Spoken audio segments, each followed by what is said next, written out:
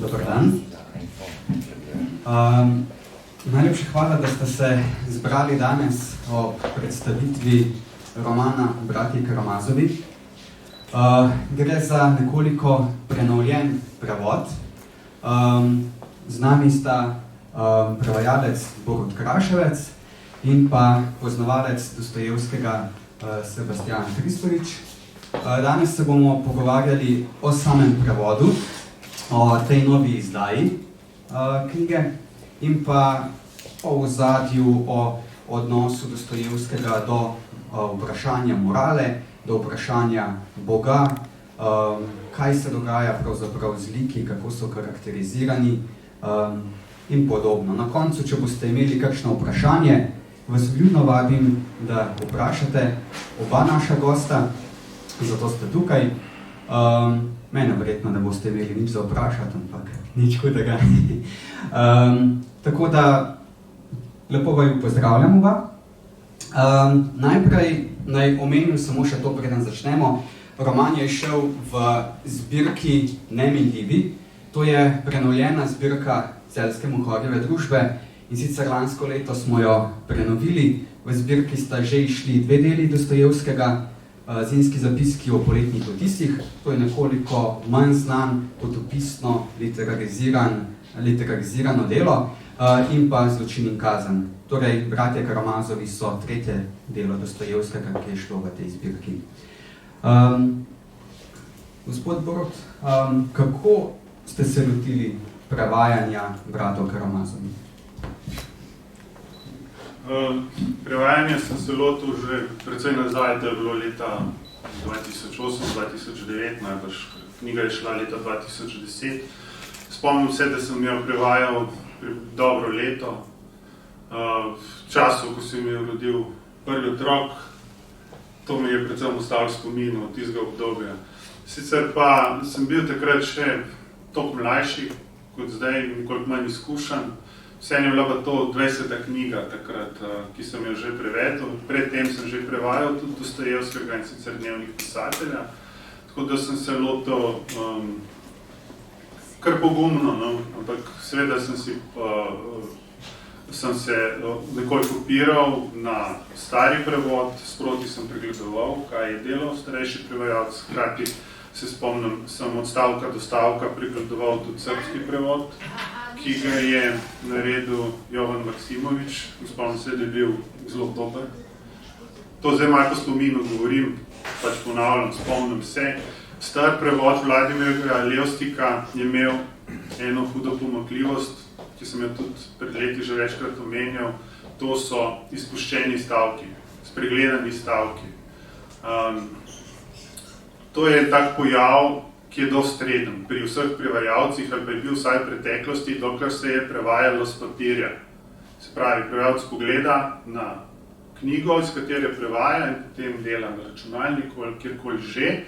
In ko pogleduje levo, desno, se včasih zgodi, da je v poziciji, ko se 2 stavka na isti strani končata z isto besedo, da mu pogled uide na tisti spodnji stavek. Prevedel je do zgornjega, potem pogledal stran in se spet obrnil in mu pogled padel na spodnji stavek. In tisto, kar je bilo vmes, je prevajalec spregledal. To se ponavadi odpravi, te napake pri drugi redakciji, ko se gre še enkrat skozi, ko se vse to preverja. Jaz vem, da bi se tega izogibal, sem si zmeraj pocahnil vsak stavek, ki sem ga že prevedel, da sem videl, kje sem končal. Pri Levstiku je pa zgleda, da tega ni delal, takrat ne vem kako to, ampak teh izpuščenih stavkov je vsaj 100 v tem starem prevodu Bratov Karamazovih. Tudi če ne štejemo recimo čisto jezikovne zastarelosti tistega prevoda, ki je pač nastal pred 100 leti, so bili tudi taki razlogi, recimo, ne, da se to prevede na novo. V Bratjih Karamazovih prevodu starem, ki je šel v 100 romanih v 70-ih letih, je bil ta prevod jezikovno že zelo posodobljen. Še zmeraj pa so ostali ti problemi izpuščenih stavkov, se pravi, tega se takrat ni reševalo. Nekdo ga je posodobil, kdo točno se ne ve, Drago Bajt je enkrat izrazil domnevo, da je bil to Janko Moder, ampak točno ne vemo. Tako da jaz sem pač ob pregledovanju različnih prevodov in slovenskih in tujih sem to pač na novo vse delal.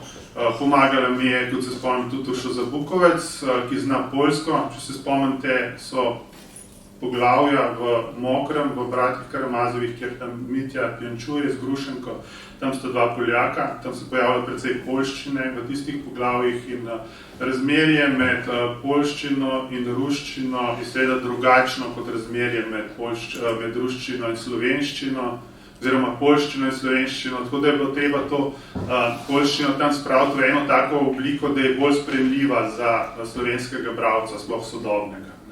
Poljska je takrat, kot veste, najbrž iz zgodovine, bila še del ruskega imperija, prav v 19. stoletju. Ruščina je bila tam uradni jezik, ampak vsekakor so Rusi bolj poznali poljsko kot mi in Dostojevski je pač potem to izrabljal, ta element tujega jezika drugače, kot lahko mi to delamo zdaj. Nekaj je bilo seveda treba tudi prevesti v opombah pod črto. Se to ni dal narediti, mi je pa pri tem, kot že rečeno, pomagala Urša Zabukovec, ki je potem tudi strokovnjakinja iz Dostojevskega in je tudi napisala spremno besedo k tej novi izdaji. Spomnim se, da sem uporabljal nekaj rešitev tudi Vladimirja Levstika, ker ga imam ne glede na to, da ga včasih malo pokritiziram, pozitiven odnos, ker je to naredil zelo veliko dobrega. Prevod zdaj ni samo tak, veste, da bi bilo samo slabo ali pa samo, tam je različno. Ene stvari so boljše, se ti zdijo, ali se meni zdijo subjektivno, ene se zdijo slabše. Spomnim se, da sem recimo uporabljal nekaj verzov iz njegovega prevoda, tam, kjer se pač pojavlja poezija. In potem tudi v opombi počrtal napisal to, da sem uporabil njegov prevod v tem konkretnem primeru. Drugače pa bi rekel, glede na vse moje prevajanje, ki zdaj traja že 25 let, najbrž 50 knjig, bi rekel, da Dostojevski ni najtežji avtor, pisatelj, ki sem jih do zdaj prevajal. So bolj zahtevni, sploh sodobna literatura je v različnih pogledih bolj zahtevna, hodi v različne jezikovne skrajnosti, več kakšnih besednih iger je tega. En segment, ki je sicer ostajal v teh starih prevodih Dostojevskega nedodelan, so različni sociolekti 19. stoletja. To se je ponovadi v starih prevodih ignoriralo. Malo prej sem v zvezi s prevodom Besov, ki bo zdaj tudi v mojem prevodu izšel v kratkem pri Beletrini. Sem govoril kolegom, ko smo tam sedeli v pisarni. Jaz v svojih prevodih skušam to poustvariti, kolikor je to mogoče. Jasno je, da se tega ne da do take mere, kot bi si želel, ker sociolekti 19. stoletja, Rusi so nekaj drugega kot zdaj, današnji sodobni slovenščini, to so druge stvari. Tam je bil ta spektar popolnoma veliko širši, različen, ker so bili tudi sloji, mislim, družba je bila veliko bolj razslojena, kot je današnja družba. Tam imaš od visokega carskega jezika, tega okrancljanega, uradnih zapisov do najrazličnejših govorov, med katerimi je kmečki samo eden, ki ga recimo imamo v slovenščini v naši literarni tradiciji dosti razdelanega in ga lahko uporabljamo. Tam je veliko drugih jezikov, mislim, sociolektov, različnih tam, kako bi rekel, vezanih na različne poklicne dejavnosti, ki so se tam upravljali, slengi, žargoni in podobno. Glede prevajanja Dostojevskega na splošno bi lahko rekel, da zdaj to jesen, ko se pojavlja še nov prevod Besov, da imamo v celoti novo prevedeno vse Petroknjižje, se pravi Zločin in kazen, Idiot, Besi, Bratje Karamazovi in Mladenič. Knjige so izhajale pri različnih založbah, najrazličnejših od Mladinske knjige do Mohorjeve, Beletrina je nekaj izdala nekaj izdal Modrijan, se pravi Bese, ne, poleg tega, kot veste, so išli še Ponižani in razžaljeni pred nekaj leti pri Mladinski, pa Zapiski iz mrtvega doma pri Beletrini. Tako da te glavne tekste smo prevedli na novo, nekaj pa se bo še tudi prevedlo. Z Beletrino sem zmenjen za Selo Stepančikovo, to ne bi leta 27, mislim, da je šlo v vsej verjetnosti, bomo tudi Dvojnika na novo prevedli, za vedne ljudi, ne vem. Ampak Dostojevski nasplošno bo preveden v celoti na novo. To je zelo razveseljiva novica, namreč Dostojevski si vsekakor zasluži, da ga Slovenci spoznamo tudi v slovenskem, sodobnem, posodobljenem slovenskem jeziku.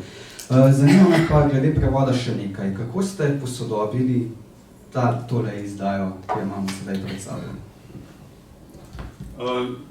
To izdajo, to ni bila zdaj kakšna taka kapitalna posodobitev, da bi šel pregledovati na novo od stavka do stavka, primerjati z Virnikom, kaj je bilo takrat.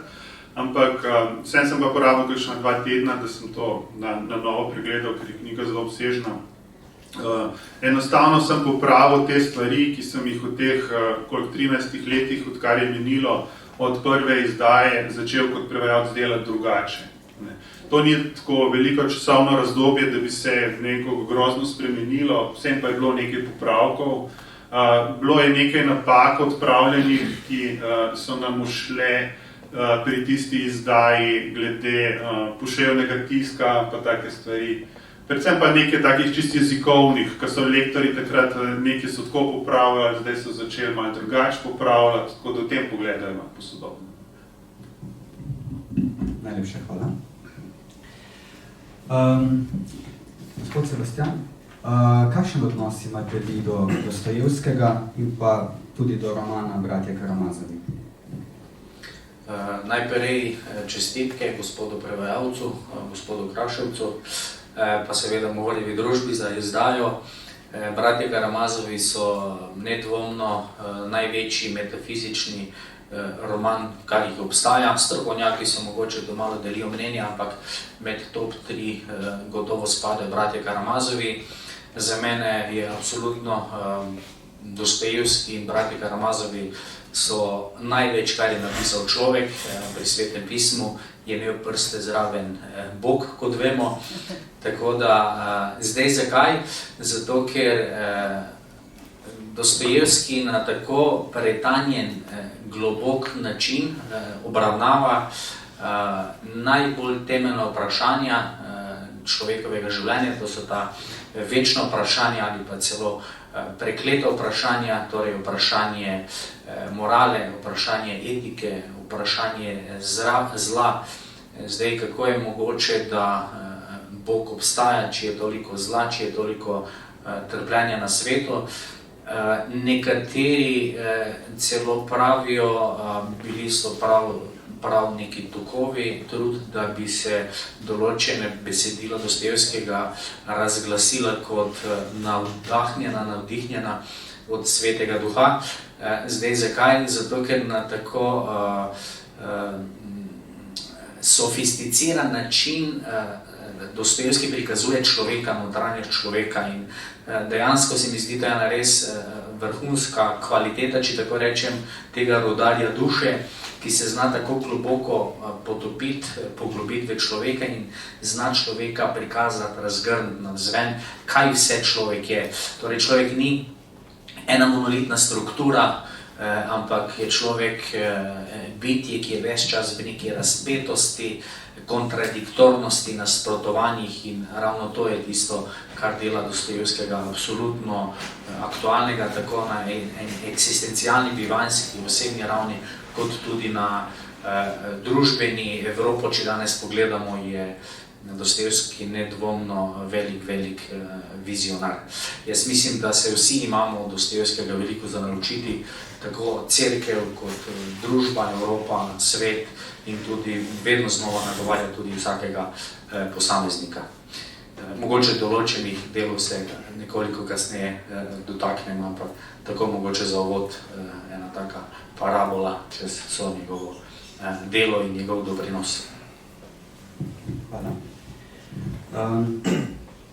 Gospod Borod, kaj je pravzaprav vplivalo na Dostojevskega, da se je sploh lotil pisanja Bratov Karamazovih? Ja, jasno je, da je vplivalo vse življenje, vse, kar je preživel.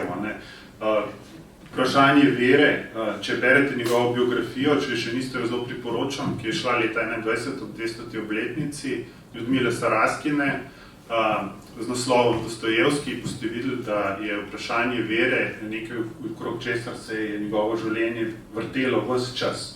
In to ne samo v drugi polovici življenja, se pravi po katorgi, ko je bilo res prelomno, ampak tudi že prej, od mladosti, v mladostnih letih ga je to zmeraj vznemirjalo.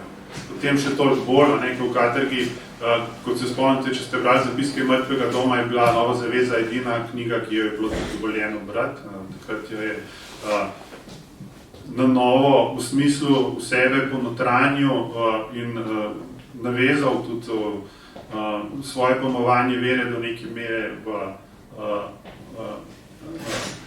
na ljudstvo, njegove predstave potem, ker v katorgi je prišel ta neposreden stik z ljudstvom, ki je drugačen, kot bi bil, če si na svobodi, ker tam si pač v istem prostoru stalno v neposrednem stiku in je to čisto drugačna izkušnja kot sicer.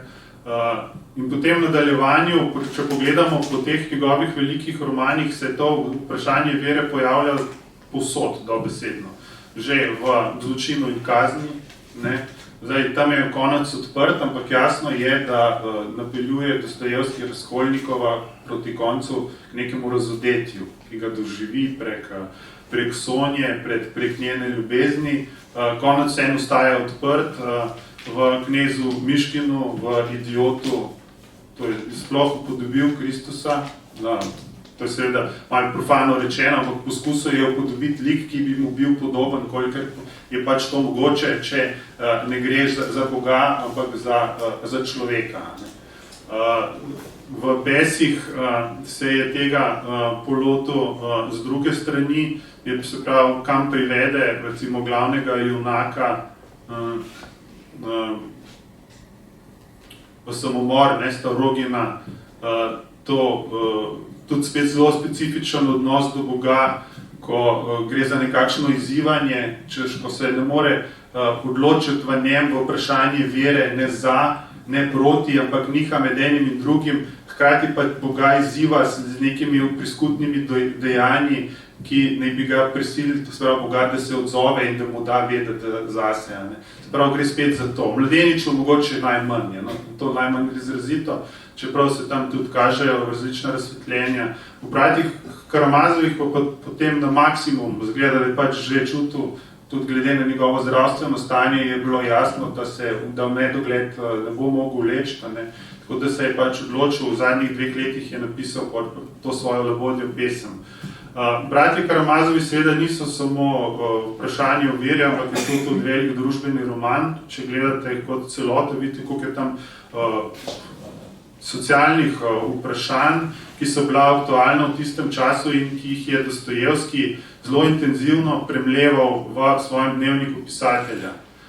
Dnevnik pisatelja včasih malo pozabljamo nanj iz različnih razlogov, prvič, ker to ni pač umetniški tekst, ampak je nekakšna mešanca publicistike in umetniških besedil, drugič se pa tam izražajo kakšni nazori Dostojevskega, na katere so bili predvsem v tistem času strašno alergični. On kot eden redkih konservativcev je bil stalno na udaru takratnih liberalnih krogov, v stalni vojni z njimi.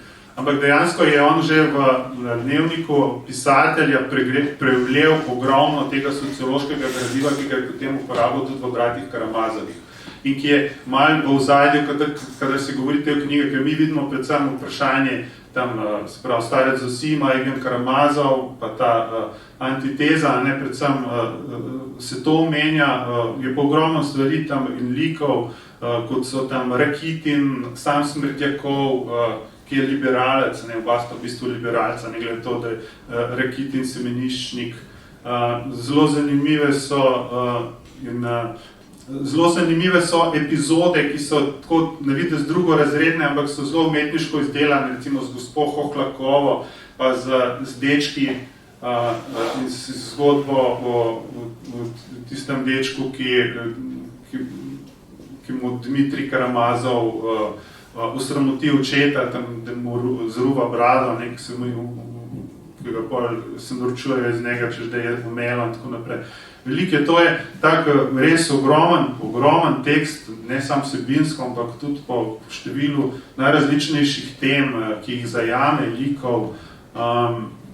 In v bistvu je kar malo tako zelo specifičen, če ga pogledaš tudi z literarnega gledišča, ker zajema ene take kompozicije, kot so Veliki inkvizitor, neki pesnitev, pa izpoved starca Zosime, ki je nekakšna hagiografija. To je knjiga, ki zajema različne žanre znotraj sebe. Tako da to je res en tak tekstov, bi rekel. Z gledišča današnje, zdaj, ko sem ga na novo pregledoval, sem ga spet skušal tudi brati kot bralec in ne samo kot prevajalec.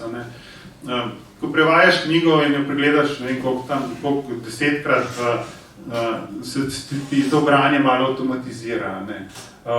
Nekako prenekaš jo videti kot literarno besedilo, se pravi, dobivati ta neposreden bralski užitek, ampak zdaj po toliko letih sem spet malo bral kot bralec in sem bil pozoren na to, kaj mi je recimo, tudi že kot avtorjev, ker tudi sem sam med tem začel pisati, kaj mi je pred Dostojevskim všeč, kaj mi ni bil všeč.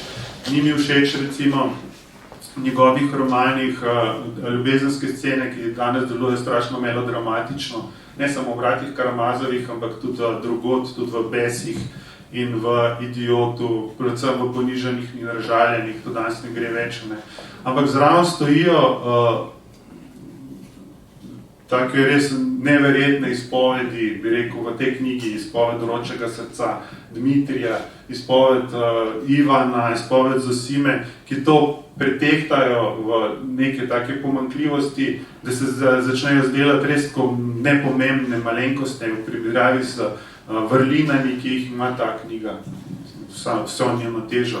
Pa tudi čisto, če vzamemo umetniške kvalitete, so nedvomno tudi noter prisotne, kako je izdelana umetniško scena s Hudičem, ta njena notranja dialektika, ta pogovor Ivana, te prizori z gospo Hohlakovo, otroško zgodbo in tako naprej. Tako da jaz sem prepričan, da se bo to delo bralo še 100 let več.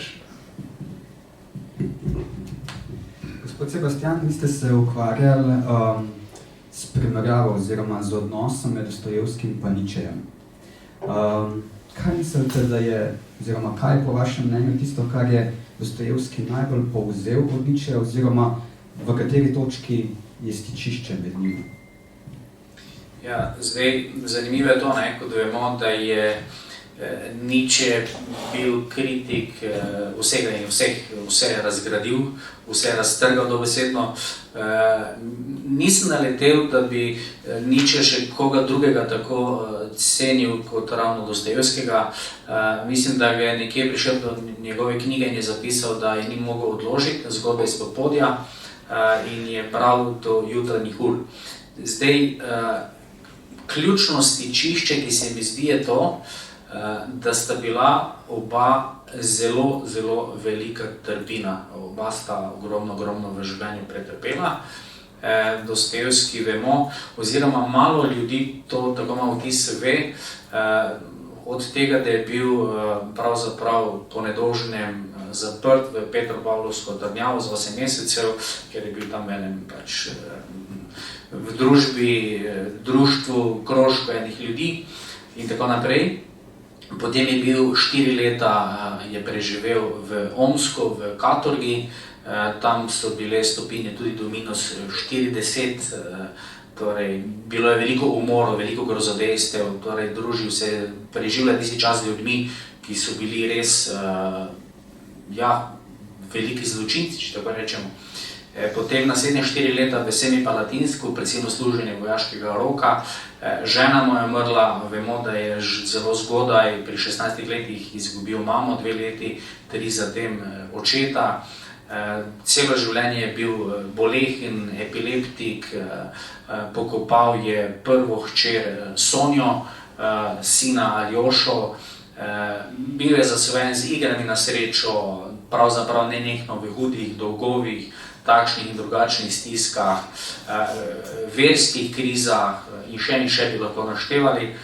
Ob tem se jaz vedno vprašam, kako je imel sploh voljo se ostati, živeti in ne samo to, postaje največjih mislecev pisateljev vseh časov. Torej, kljub vsemu trpljenju je življenju, z besedami Frankla, kljub vsemu je življenju rekel velik da. In jaz mislim, da je ravno to trpljenje imelo pri njem en zelo pomembno vlogo. Osebno mislim, da ga je ravno trpljenje tako prečistilo, poglobilo, da tisto najbolj bistveno, najbolj temeljno v življenju. In Nietzsche je na nek način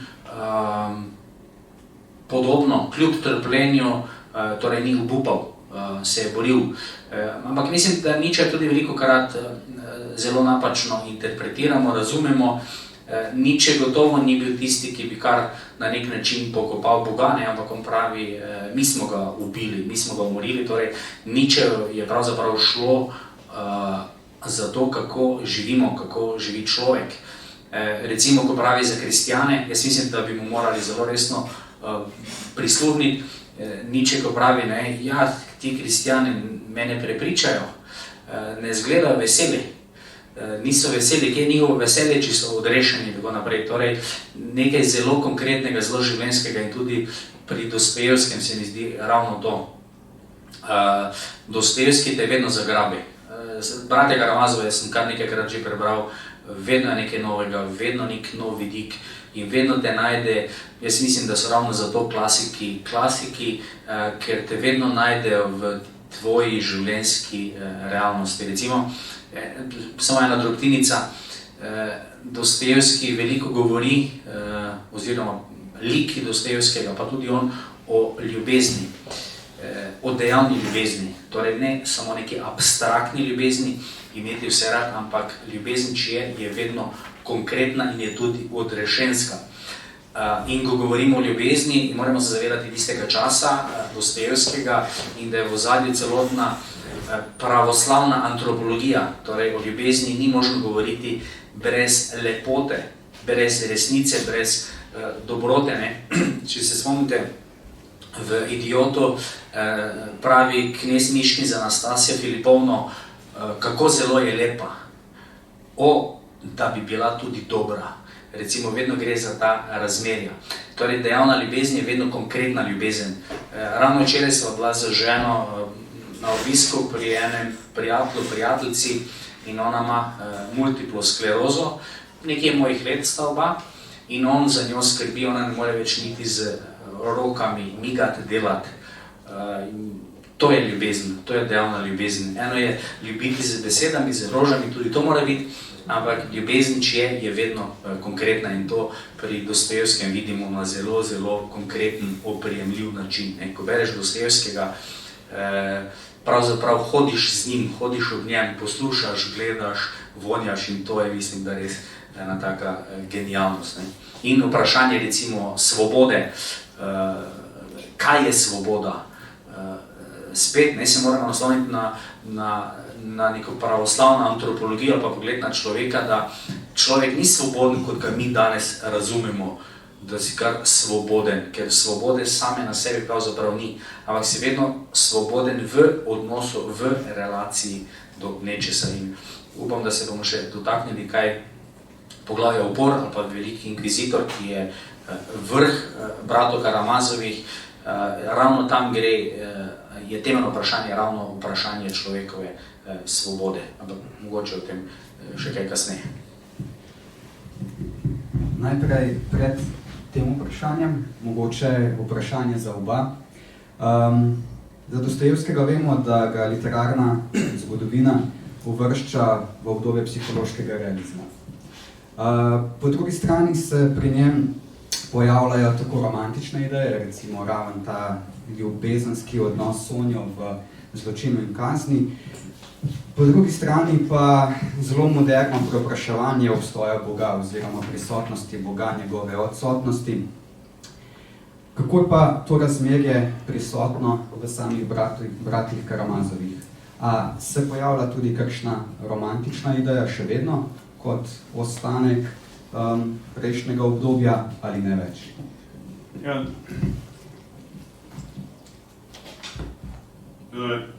Sama ljubezen, opis ljubezenskega razmerja v literaturi, to samo na sebe še ni, ne moramo označiti za romantično. To je v vseh dobah. In v času romantike in realizma in pozneje modernizmu in sodobni literaturi. Tako da glede tega ne bi jaz rekel, da je to zdaj samo vezava na romantiko. Romantičen lik je recimo, zdaj ko sem prevajal Besje, bi lahko rekel Stavrogen. To je absolutno izvira ima korenine v romantiki, pa Pečorinu, junaka našega časa, Lermontova, če poznate. To je tak lik, ko bi rekel, demoniziran, estetiziran, tem se kaže recimo romantika. Ne? V Besjih konkretno. V Bratih Karamazovih jaz ne vidim kakšne take posebne romantike. Prej, ne bi rekel.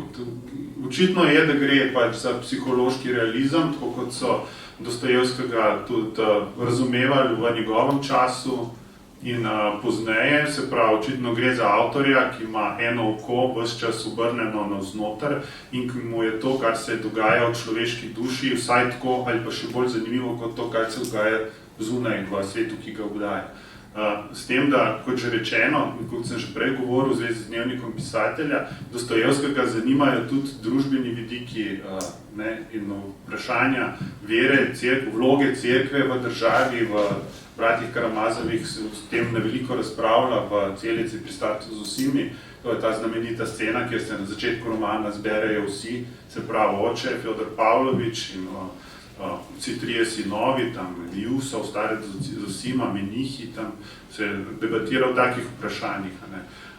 Tako da, ja, absolutno psihološki avtor in neverjetno na koliko ljudi, poznejših pisateljev, velikih imen je vplival prav v tem konkretnem pogledu. Pred kratkim sem bral biografijo Hamsuna, Knuta Hamsuna, se ga poznate, on je sploh v mladostnem obdobju in tudi pozneje prav ta psihološki vidik Dostojevskega označeval za najpomembnejši.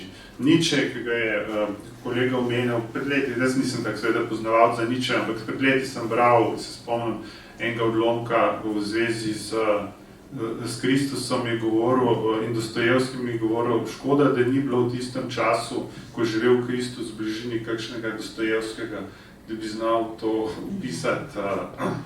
Pa se vi spomnite mogoče tega odlomka? Ne spomnim se, v katerem delu Nietzsche je to bilo. Vem, da ga je omenjal. Ja. Tako da romantika, kje bi bila romantika pri Dostojevskem? Jaz se ne poznam to. Mogoče pa čist zgodnejših delih, Bedni ljudje. Recimo, tam je neke romantike, pa malo sentimentalizma noter, Belih nočeh. Pozneje je pa bolj kot romantika na nekaterih mestih melodrama. To spet ni romantika, zelo izrazito ponižanih in državljenih, tam je melodrama, to zdaj, ko so na novo brali, naši kritiki v novem prevodu so govorili, da je to taka psihološko poglobljena telenovela. In te romani Dostojevskega, nekateri brati Karamazovi tudi, recimo Gorazd Kocijančič je govoril za Karamazove, ali pa pisal, da ste jih ženo brala kot nekakšno telenovelo, filozofsko, psihološko poglobljeno, ampak dejansko si, če pogledaš te epizode, odnose med njiki, ljubezenske trikotnike, kako se dajo, s kom bo šla ta, s kom bo in tako naprej, ima res elemente telenovele. Zato so po svoje dobro uprizorljivi za kakšne te serije, se seveda snemajo tudi Bratov Karamazovih.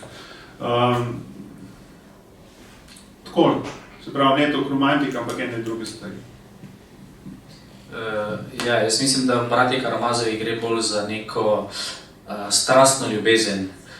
uničevalna ali pa samo uničujoče ljubezen, ne toliko za romantiko. Ko rečemo romantika, je mogoče tako en mal pridih, neke zasanjanje ljubezni ali malo tako pravličnosti, literarne ljubezni. Mogoče, zdaj sem se spomnil, je nekaj takega videti v Idiotu, torej tam z Lizo, ali pa do Nastasije Filipovne. To je na nek način neka romantična ljubezen, ampak gre za ljubezen, to je tudi zelo zanimivo poglavje, ta odnos Knez Miškin do Nastasije Filipovne. On pravzaprav njej ne da ljubezni, on zgleda kot da ljubi, ampak realno ne ljubi. On tudi, če pogledate celotno zgodbo, Knez Miškin pride iz norišnice, vmes zgleda, da je poln ljubezni, ima momente odrešenika, torej nosi neko masko nekoga, ki rešuje, ki pomaga, neka potujoča vest. Kot vemo iz osebnih zapiskov, je Dostojevski želel prikazati absolutno popolnega človeka, ampak je že v drugem stavku pravi, to je nemogoče, to je samo Kristus, torej gre za neke poskuse in tako naprej.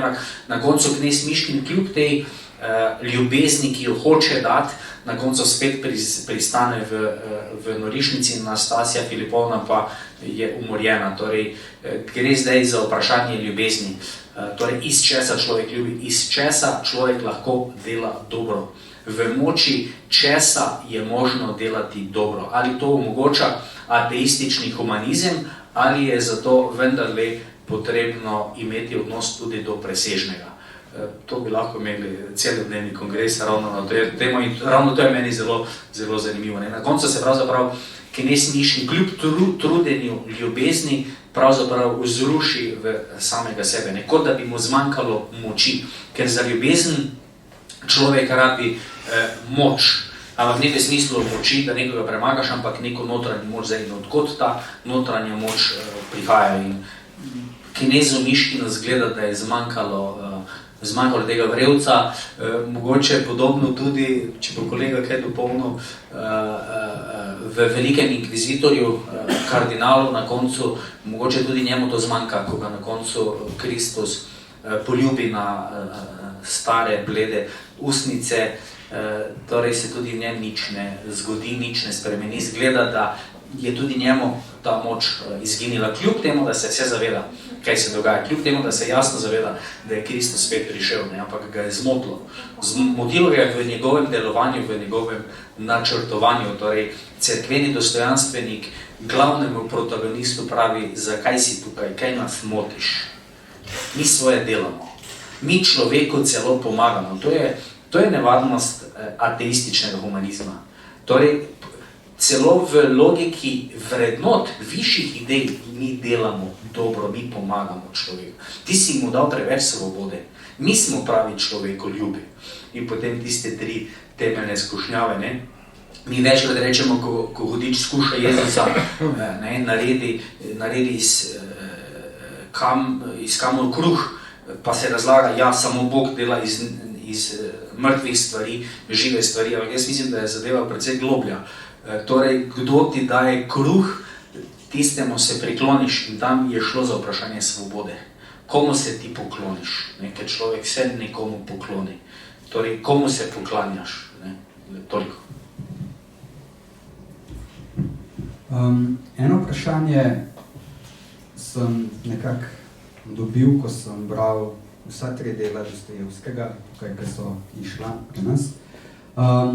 Namreč zdi se, da Dostojevski na nek način, tako kot je veljalo za literaturo v preteklosti in velja še danes, da je pisal zato, da bi se samo očistil. Se pravi, literaturo je uporabljal kot obliko samoterapije za neke osebne ali težave, travme, preopraševanje, predvsem, kot sem že prej omenil, ali Bog obstaja ali Bog ne obstaja, namreč to je izrazito eksistencialna tematika. Me sedaj zanima danes, ko damo veliko na psihično zdravje. Kaj bi bilo, če bi Dostojevski spoznal Frankla, recimo? A bi še lahko napisal take romane? Jaz mislim, da ja. Torej, potrebno omeniti, da, mislim, se je jasno, ampak mogoče bolj poudariti, da je Dostojevski začel pisati pred vsem tem trpljenjem. Že kot majhen je začel to literarno pot. Jaz mislim, da ga je samo trpljenje še dodatno očistilo, dodatno prečistilo. Zdaj, Rilke nekje pravi, če mislite, da lahko živite brez da pišete, potem ne pisati. Jaz mislim, da to velja tudi za Dostojevskega. Absolutno pa je on v svojem delu, v svojem pisanju, v svojih razmišljanjih na nek način terapiral samega sebe, ampak to ne počnemo vsi. Sej kaj je pa terapija, če ni pogovor? Tudi kot je hudo težko prijatelju, prijateljici nekaj poveš in ti odleže. Tako da hote ali ne hote, človek vedno predeluje neke svoje zgodbe. Nekam prideš, pa nekoga srečaš, kaj mu daš? Ja, daš in poveš mu to, kaj nosiš v sebi. Ampak jaz mislim, da tudi, če bi se danes srečala z Franklom, jaz mislim, da bi pisala, delala oba dalje.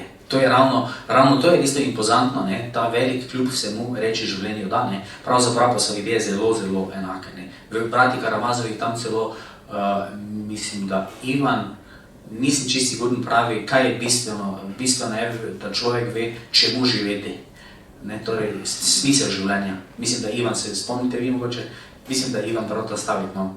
Kako bolovite še? Da je bistveno v življenju, da človek ve, čemu živeti. Torej, smisel življenja, kaj je smisel mojega življenja. Prav da čemu. Vem, da torej gre za podobno isto logiko. Ne? In če glavno dve vprašanje, kar pravi Dostojevski, pravi je obstoj Boga in nesmrtnost duše.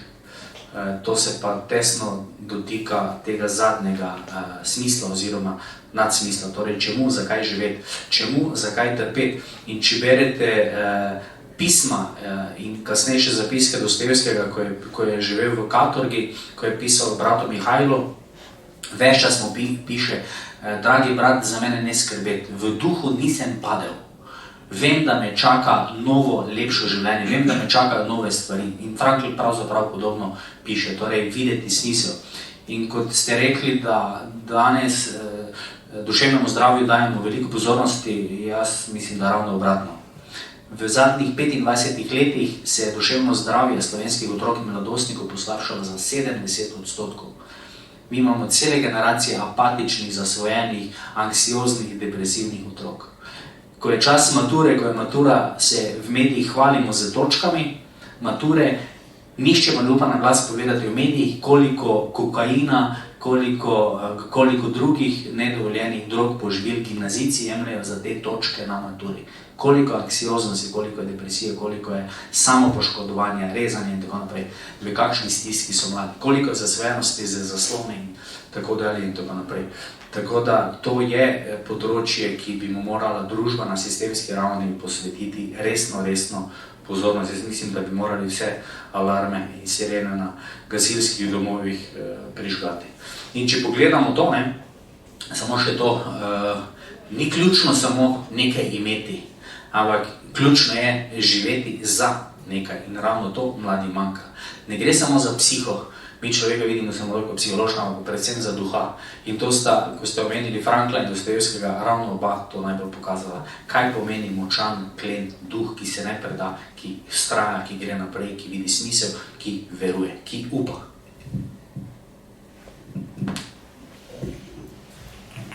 Imate še kaj za dodati? Zdaj vprašanje, kaj bi bilo, če bi Dostojevski, če bi živel pač v drugem času, s tem, to je špekulativno, mi v resnici ne vemo, kako je bilo. Sem se pa na svoji prevajalski poti srečal recimo za romanom Makanje na Vladimirja Underground ali onak našega časa, ki to splemizira tudi z Dostojevskim in s temi sodobnimi načini reševanja psihičnih problemov, on ugotavlja, ne, ko njegov junak pride v norišnico, da v času neuroleptikov ni prerokov. Pravi, te izbruhe, ki bi se dogajali, te notranje napetosti, se sprošča na ta način, se enostavno da s kemijo zadušiti. In tudi v bistvu to, kar se dogaja v naši družbi, najrazličnejše oblike zasvojenosti, to je tudi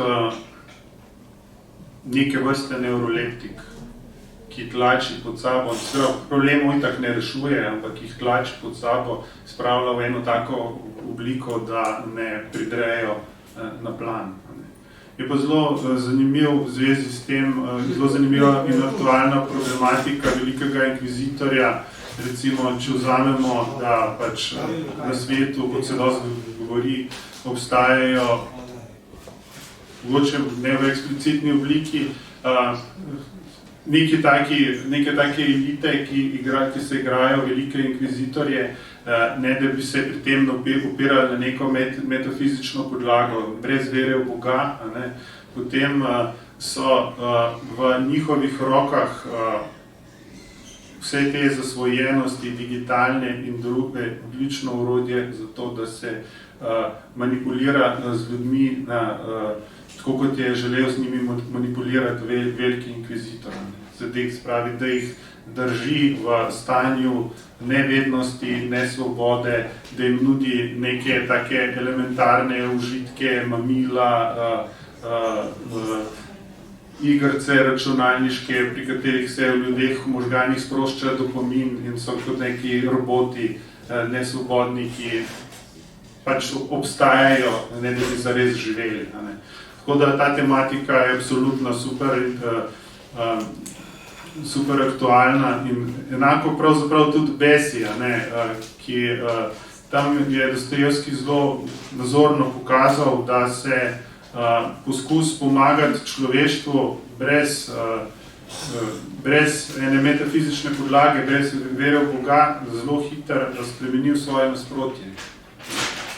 In kar se je pozneje v 20. stoletju resnično izkazalo v zelo brutalni obliki. To na primeru prav Rusije in ruske revolucije se videl, kaj se je to spremenilo zelo malo. In na ključe, da je Lenin, če ste brali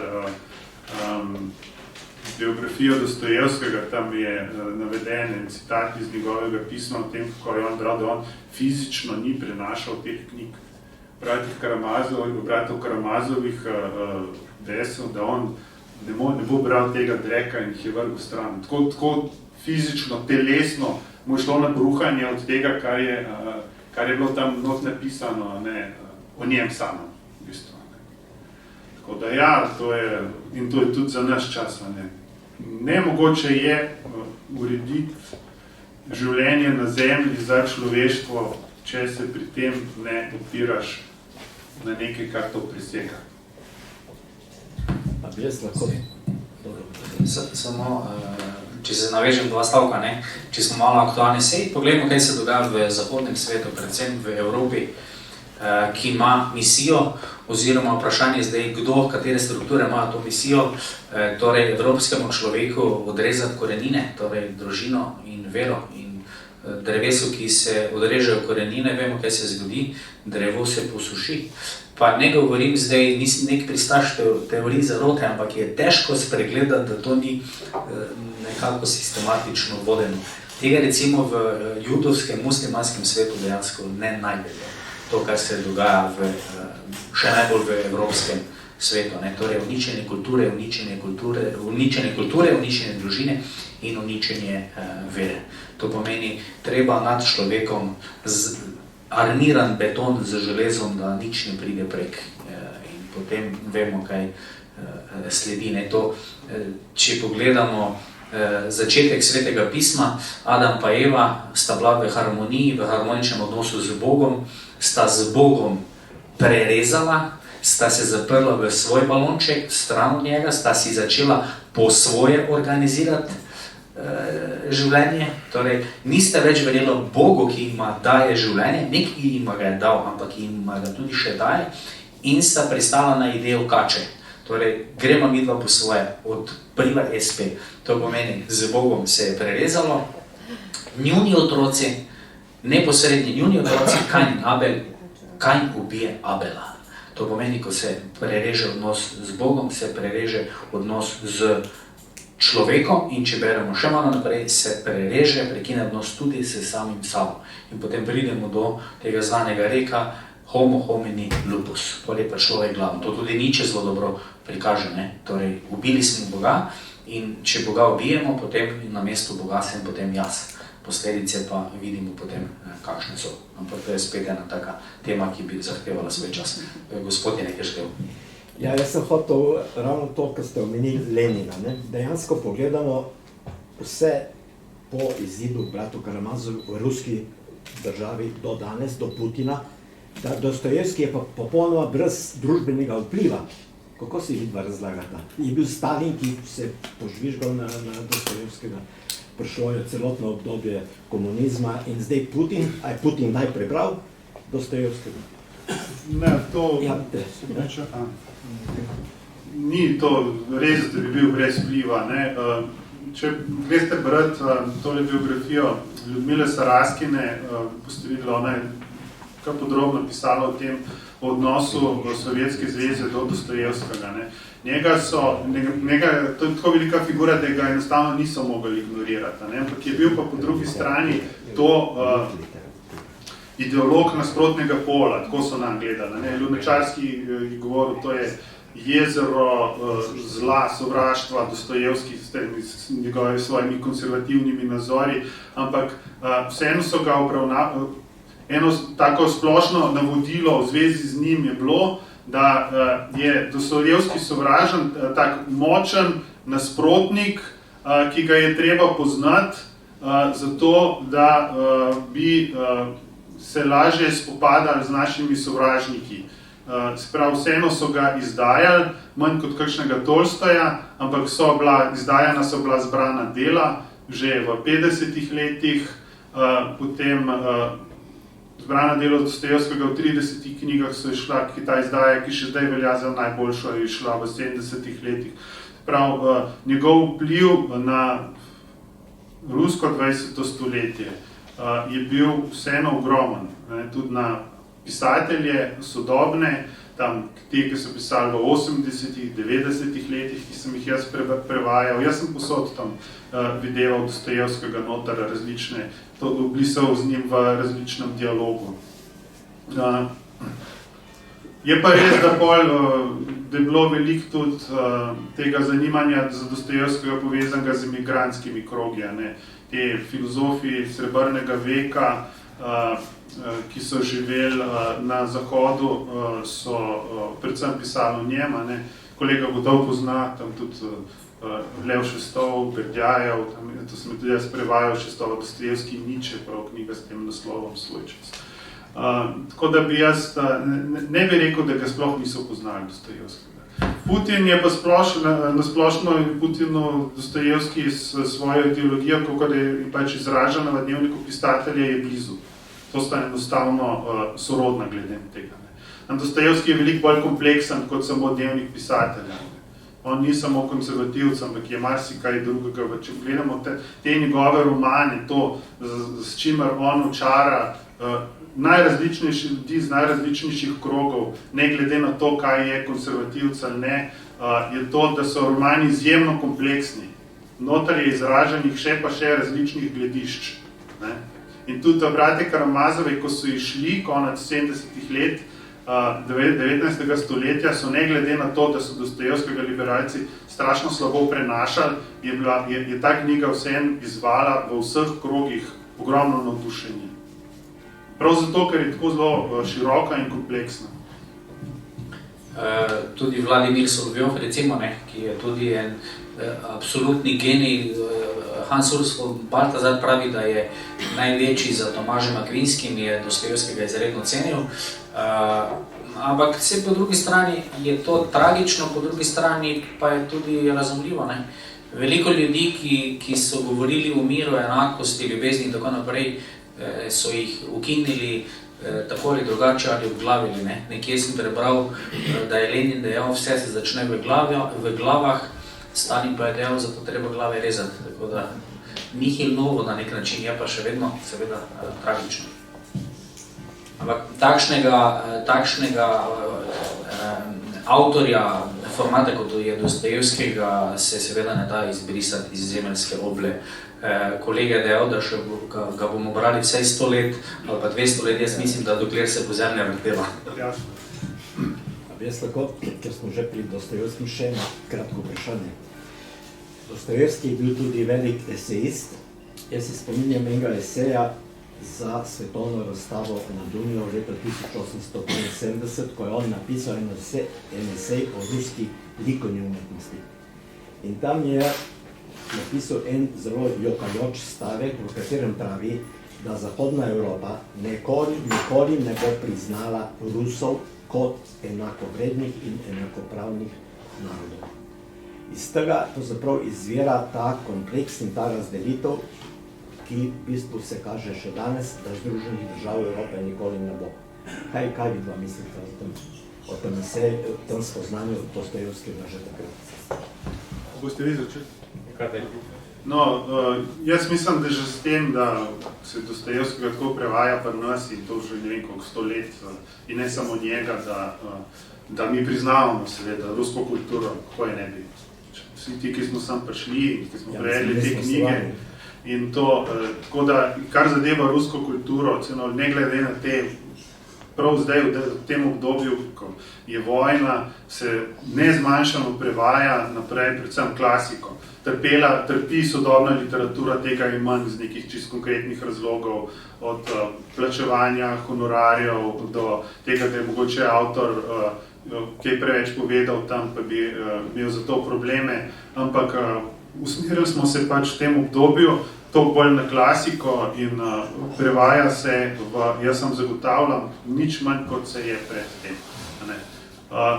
Kar zadeva ruski odnos Rusija-Evropa, je seveda to zelo kompleksen in predvsem se dinamično razvija. Od obdobja 19. stoletja je eno, 20. stoletje je drugo, zdaj je čist nekaj tretjega. Evropa takrat je bila nekaj čist drugega, kar je Evropa zdaj. Takrat, v tistem času, je res šla kulturna izmenjava, predvsem do Dostojevskega in Tolstoja v tej smeri, od Evrope v Rusijo.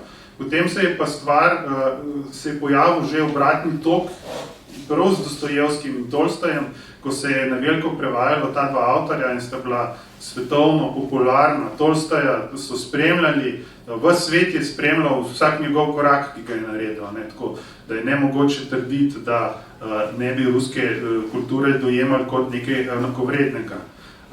Dostojevski je enostavno takrat, ko je on to pisal, še to ni bilo tako izrazito, ko je on tiste članek pisal, ampak že 10-20 let pozneje so stvari bile postavljene na svoje mesto. Ja, mislim, da predvsem gre za politično vprašanje in toliko mogoče kot kulturno. Mi, ki smo nekako spadamo v bazen slovanskih narodov, smo še toliko bližje po razmišljanju, o doživljanju, dojemanju in umetnosti, in kulture, in vere in tako naprej.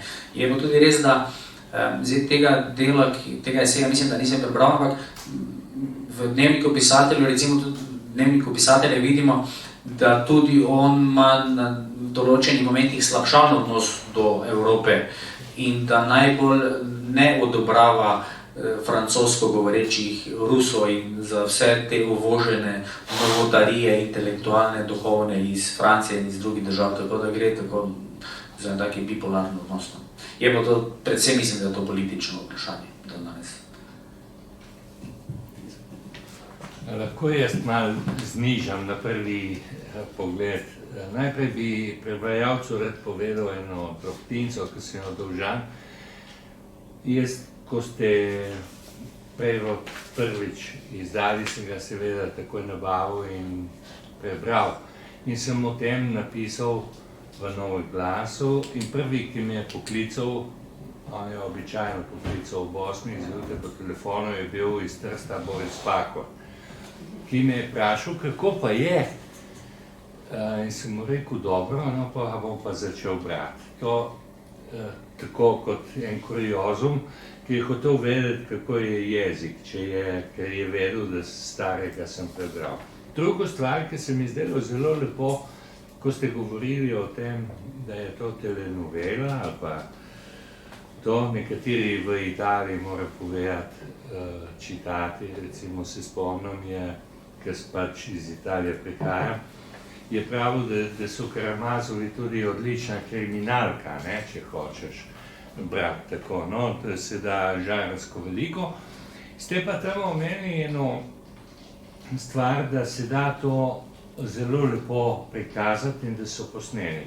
In bi že, ker prihajam z italijanskega sveta, rad povedal, da v Italiji so v letih 70 posneli nadaljevanko Fratelli Karamazov, ki je bila potem, mislim, da so jo predvajali leta kasneje tudi po Sloveniji, ampak ta nadaljevanka je imela strašno velik vpliv na branje potem tudi Karamazova in poznavanje. In tretjo točko, sam sem velik bralec in vsako leto sem si zadal, jih imam 66, nekje od 15. leta, ko sem začel brati, da vsako leto preberem vsaj eno knjigo Dostojevskega spet. Vsem Slovencem, ki živimo v Italiji, svetujem, naj berejo v slovenščini, če ruščine ne znamo. Tako sem tudi imel eno kratko polemiko pred časom, ko sem neki arogantni, sicer obetavni mladi punci v naših, ampak zelo arogantni, ki vse ve pri 23, svetoval, da ne bere slovensko. Pa ni razumela, da ne moreš brati Lamide od Dostojevskega, ki se je to vešenjaško, se rekel, to preberi v slovenščini, zaradi jezika in ker smo bližje duši. Eno opasko, in to je vprašanje za oba. Sam se vedno dvomim v to, ko slišim v italijanskem ambientu kulturnem, kako ljubim Dostojevskega, kako mi je všeč Dostojevski. Ponavadi ti ljudje, ki to na veliko razlagajo, ga niso nikoli, ga nikoli ne bodo brali. Samo to. Ja, to je bila, jaz sem tudi večkrat opozarjal, a se mi sliši? Ja. Ne. Mislim, da je treba. Gorno. Zdaj pa je, ne. Ja, res je bilo, jaz tudi 90-ih let, kar spremljam to dogajanje okrog Dostojevskega. Že takrat je bilo modno, ne, govoriti, jaz berem, se ne vem, zakaj je bilo to slabo, ne vem. Modno je bilo govoriti, jaz berem Dostojevskega, da bi človek na ta način prikazal, da sem pač globok ali ne vem kako. Jaz sem takrat to dojemal kot eno modo, ki bo minila, ampak Dostojevskega se je dejansko bralo veliko in v 90-ih in v 0-ih letih in potem vsa ta desetletja, kar pomnim. Ne? In brez popularizacije knjig pri nas predvsem prek gledališča, ne, v prvem desetletju 21. stoletja so ga veliko režirali pri nas v drami. Samo Bor enkrat mi je omenil, da je bil kar hišni avtor pri njih v tistem obdobju. Bila so gostovanja različna iz Hrvaške, so prihajali, Idiota se spomnil. Bila je različna kvaliteta teh stvari, ene stvari so bile boljše, ene slabše, isto velja za ekranizacije. Jaz take ekranizacije, ki mi je res veliko pomen in ki je bila prikazana, predvajana tudi pri nas, to je bila ekranizacija Idiota. Druge so bile slabše, Besov, bratov Karamazovih, je pa res, da se snema še in še naprej, ker je zgleda popularen avtor. Kar zadeva nadaljnjega življenja Dostojevskega pri nas, če ne štejemo teh knjižnih izdaj, kaj bi se še lahko dogajalo naprej. Jaz mislim, da ena varianta, v kateri je za premisliti enkrat v prihodnosti, če bi se te vse založbe, ki so izdajale, če bi se odločile za kakšno skupno izdajo zbranih del ali kaj takega, to je možno. Jaz sem skeptičen glede tega, ker mislim, da toliko različnih lastnikov pravic, da se bo težko spravilo skupaj. Poleg tega so taka zbrana dela bolj sodijo v kakšen drug čas, mogoče v socializmu se je dalo to zorganizirati na kakšni birokratski ravni, pa da se je to izdajalo. Je pa dejansko zdaj mi nimamo zbranih del enotnih, vsaj kar zadeva te sodobne prevode. En je bil, zbrana dela so bila v 70-ih letih, ko so šla pri Mladinski pa Cankarjevi, se ne spomnim, ampak ne v celotni obliki. Tako da mi nimamo kakšne take primerljive izdaje, primerljive srbsko recimo, ker so tam v 17 knjigah izdali skupaj z dnevnikom pisatelja in s pismi. Mi tega nimamo, niti pism še nimamo prevedenih v celoti, niti dnevnik pisatelja še ni preveden v celoti. Druga stvar, ki se mi zdi zanimiva, da bi bila za popularizacijo bi bile zvočnice, tega dejansko še ni. Ne glede na to, da je klasik, se pravi zvočna knjiga, audio knjiga. Tega ni še nihče delal. Jaz sem se pred leti z Markom Goljo z radija dogovarjal, on je imel namen posnet brate Karamazove, ki bi jih ob 200. letnici, prav leta 21, potem predvajali na radiju in bi tudi išli kot zvočnica, ki bi bila dostopna v knjižnicah ali pa za nakup. Pa tudi ni bilo iz tega nič. Tako da tle bi se mogoče še dalo kaj. Plus seveda elektronske knjige, nekateri jih izdajajo, mislim, da so tudi brati Karamazovi v prvi izdaji tega mojega prevoda, da obstajajo tudi v elektronski obliki. Beletrina vem, da svoje te knjige vse izda, potem tudi, kako boste vi, pa ne vem. Glede na to, da je pač itak Cankarjeva že izdala elektronsko. Sam sem nekoliko zadržan do teh raznoraznih adaptacij, torej ekranizacije, gledališč in tako naprej, iz zelo preprostega razloga, zato ker režiser, scenaristi, igralci vedno dajo ali na zavedni ali pa nezavedni ravni neko sugestijo, neko sugeriranje, neko povednost, neko poudarjanje in tako naprej. Recimo za pravljice velja, da se ne bi smele nikoli razlagati otrokom. Starši to delajo velikokrat napako, prebere pravljico, potem pa starš gre razlagati. Torej več tisočletno modrost, zdaj pa se moram razložiti otroku, da bo on to pravilno razumel. In kaj je zdaj pravilno razumevanje? Ne, sej otrok bo sam razumel, sej otrok bo sam videl. Mi vedno imamo to potrebno nekaj sugerirati. Zdaj pa morate vi Dostojevskega tako razumeti, kot ga zdaj jaz ne razumel in vam skušam povedati. To je vedno tako. Jaz mislim, da torej, pisatelj naj ne govori, pisatelj naj pove in v meni nekaj prebudi. Zdaj to, kar ste izpostavili, to ljubezen do Dostojevskega, vse nimamo samo ljubezen do Dostojevskega, veliko ljudi se zagreje za nekega avtorja, za neko smer, tudi psihoterapevtsko smer, tudi vero. Jaz sem vedno do tega malo skeptičen. Mora se to pokazati dejavno, torej v življenju. Kaj ti pomeni, da nekdo reče, jaz sem pa zelo veren, jaz sem strašno veren, jaz imam tako močno vero, ni to čudno. To je tako, kot je en menih dejal, pravi, za druge kreposti nič ne rečem, ampak v ponižnosti tu me pa nihče ne prekaša. Torej malo v tem smislu. Ja, mislim, kje konkretno, katere ideje, meni je bolj bliže to, kot tako generalno. Toliko mogoče kratek komentar k temu. Najlepša hvala vsem. Ok, še zadnje vprašanje. Ali bi lahko v romanih Dostojevskega, o katerih smo danes govorili, izpostavili ali poudarili neko človeško lastnost, ki bi bila najpomembnejša v teh njegovih delih, pa tudi za vse čase, glede na tako kompleksnost njegovih stališč in gledišč. Mogoče za vas to vprašanje. Torej, človeško lastnost, ki bi jo izpostavili? Ja. Ljubezen. Ljubezen v navezavi na resnico, v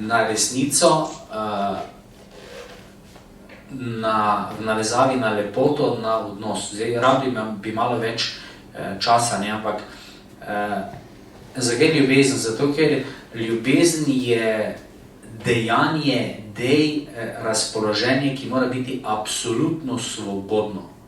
Torej v ljubezni pride svoboda do najvišjega vrha.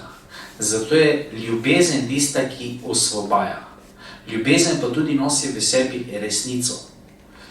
Zdaj lahko bi imeli, jaz razmišljam, da bi organiziral en kongres posebej na temo lepote. Kaj je lepota? V idiotu ne, pravi, lepota bo rešila svet. Zdaj, kaj je da lepota? Jaz svoje študente včasih vprašam, rečem, kaj je lepa ženska? A je to Kardashian? Kaj je lepa ženska? Pa se gledamo malo. Pa rečem, a je Mati Terezija, a je lepa ženska to ali ni? A razumete, ne? Mi smo v sodobnem racionaliziranem, individualiziranem, razsvetljenem umu lepoto dojemamo samo kot nekaj zunanjega, fasado. Zato se mučimo z botoksi, z ustnicami, pa z ne vem čem vse. Ker je lepota samo nekaj, kar primeš, plastika. Ampak lepota je nekaj globljega. Gre za en tudi odrešenski, metafizični vidik. Pravzaprav bi lahko rekli, da je evangelij eksplozija lepega. Torej, tu imamo te slavne transcendentalije, unum, verum, bonum, pulchrum. Torej, resnica, dobro, lepo. In jaz mislim, da gre pravzaprav za ljubezen. V ozadju je ta ljubezen v odnosu do te svobode in to je tisto najbolj temeljno. Jaz nekako tako vse razpoznavam. Na koncu, če pogledate zločin in kazen, ljubezen na koncu odrešuje na nek način.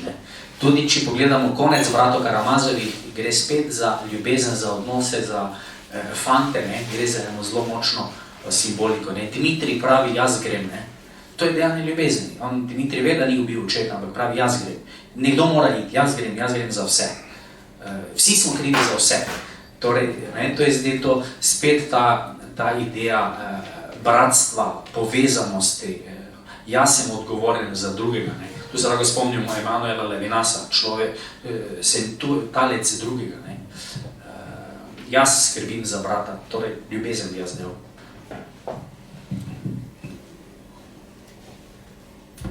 Ja, se strinjam, potem, ko sem vas poslušal. Prvo, kar sem jaz pomislil, če bi jaz odgovarjal kot prvi, jaz bi rekel, da sem mislil lepotom, kar ste pa tudi vi omenili. In tako v navezavi na Miškina, na ta stavek, lepota bo rešila svet. Kot navezavi na druge knjige, recimo na Brati Karamazove. Samo ta pojem lepote pri Dostojevskem je veliko bolj kompleksen, kot se zdi. Tam Dimitrij govori, lepota je strašna, grozna stvar, v njej so skrite vsa neuganke. On govori o lepoti Kristusa in hkrati sodomski lepoti. To je pri njem se je združeno, vse se prepleta v taka nasprotja močno. Zato sem jaz mislil, ravno zato, ker ta lepota pri Dostojevskem tako kompleksna, tako kot je kompleksen on sam, bi jaz rekel, da ni odgovora enostavnega. Lahko samo s kakšno kompleksno besedo, ali pa s tem, z njeno napolnjenostjo, kakršno je on razumel, bi lahko to odgovoril. Jaz bi rekel lepota. Nekaj me še zanima. Se lahko potem najlepša hvala, da ste se udeležili tega dogodka. Če boste imeli še kakšno vprašanje, lahko gospoda oba tukaj vprašate. Sicer pa knjiga je na voljo pri nas. Pa lep dan želim. Nasvidenje.